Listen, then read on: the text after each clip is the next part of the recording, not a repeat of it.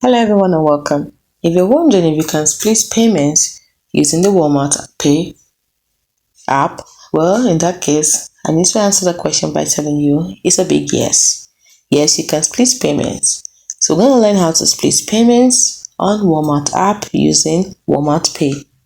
The first step is to open the Walmart app and proceed to checkout.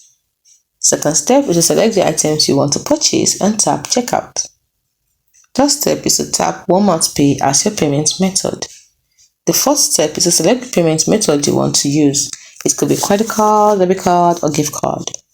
Then you have to enter the payment amount for the first method. Tap Split Payment to add the second payment method. You can repeat steps 4 to 6 for the second payment method, and then you review your payment methods and amounts. Then tap Place Order to complete the transaction. It's important for you to note that some payment methods may have limits on the amount you can split. And if you're using a gift card, make sure to check the balance before splitting the payment. By following these steps, you can split payments on the Walmart app.